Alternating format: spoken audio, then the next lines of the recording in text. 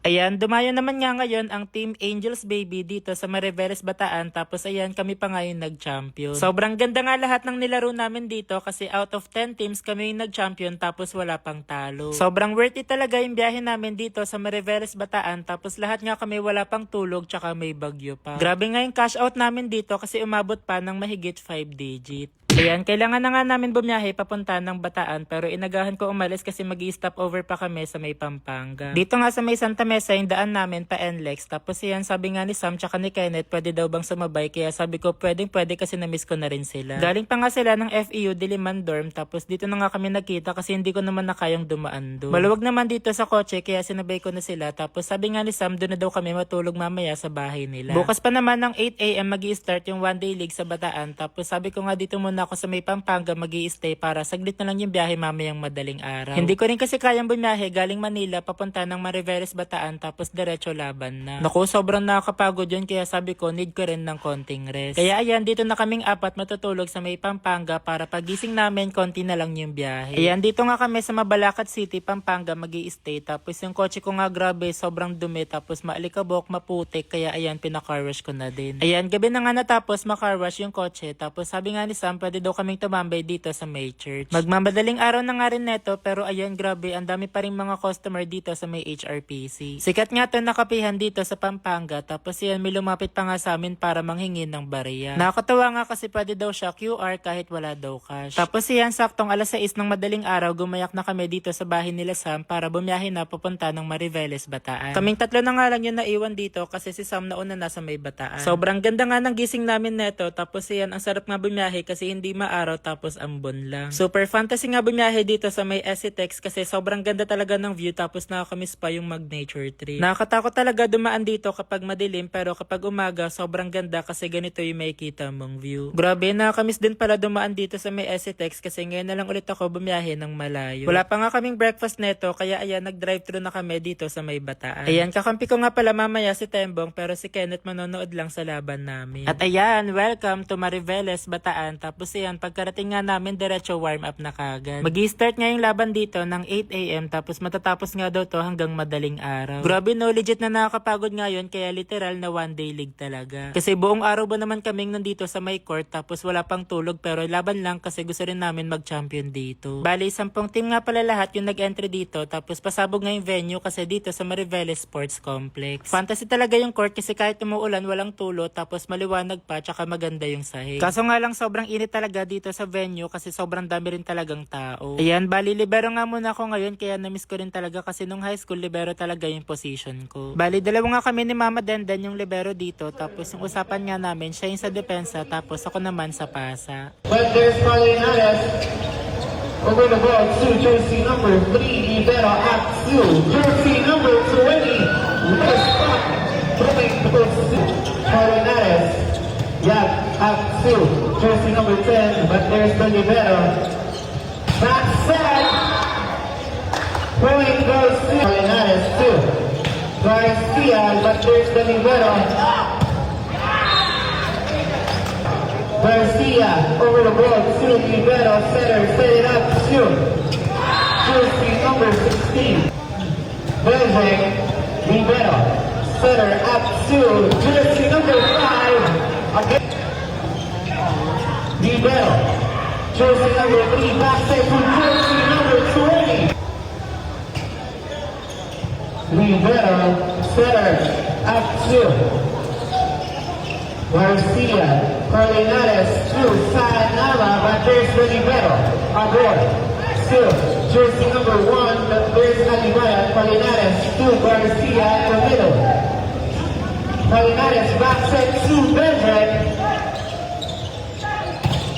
aboard, Alibaya, to Sanava, jersey number 3, good.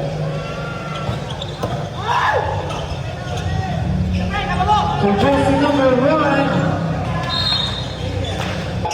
Ali Ryan, good. Chance ball for Robin C. Suma. Setter to Suma. Garcia. Setter up to Ali Ryan, using the hands of the blocker. Back set still. Jersey number 20, Veneracion chooses Sanama, but first the libero. Setter 2. Chance ball for OBT. Veneracion to Suma. Linares. Set it up to Abor. At ayan, sa wakas panalo nga kami at alam niyo ba after ng game namin kailangan pa namin maghintay ng mahigit 8 or 10 game bago ulit kami. Isa't kalahating oras ngayong inaantay namin kaya ayan maglilibot-libot muna kami para iwas bagot. Guys, baka isipin niyo yung jersey namin amoy pawis, kulob, putok pero hindi namin yun ini-stay kapag after ng game. Hinuhubad namin yung jersey namin tsaka sinasampay tsaka pinapatuyo. Mabilis rin kasi nga asim yung jersey kapag buong araw din namin yun sinuot. Alam kita din.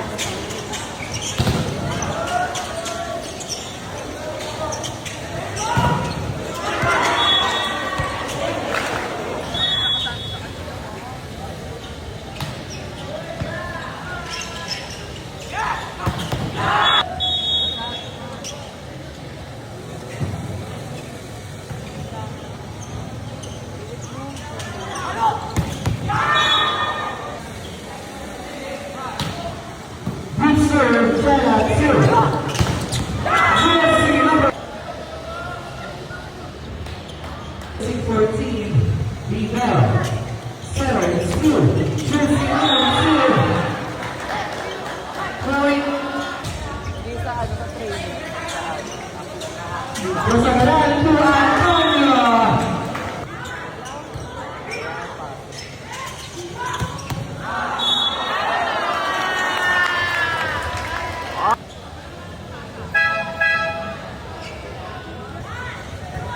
Serve, Rosagaran 2. Jersey number 1.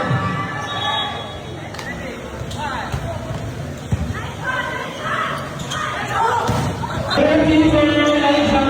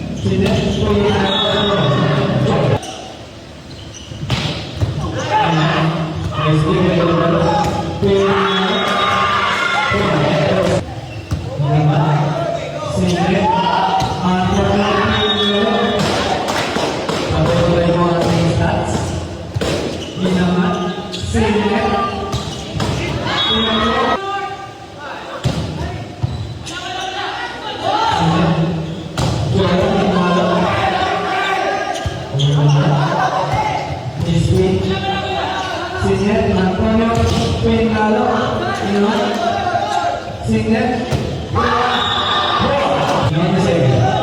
Prima, Sinet,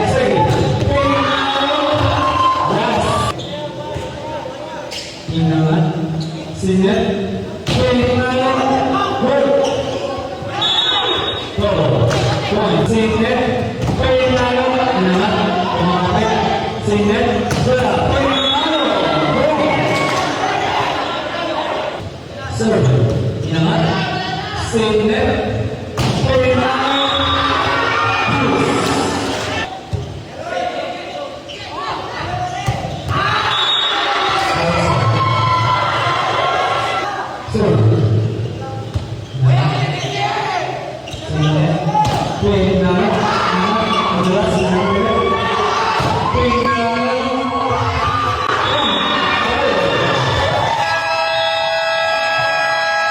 grabe, sobrang intense nga ng laban namin sa may championship game tapos inabot pa hanggang third set. Pasabog nga kasi nag-last one na yung kalaban pero nahabol namin from 11. Ayan, congrats nga pala sa team namin tapos nanalo nga kami ng mahigit 50,000 pesos. Nice game po ulit sa team ng Templados tapos ayan, nagpicture na nga ulit kami para meron ng pang story sa IG tsaka sa FB.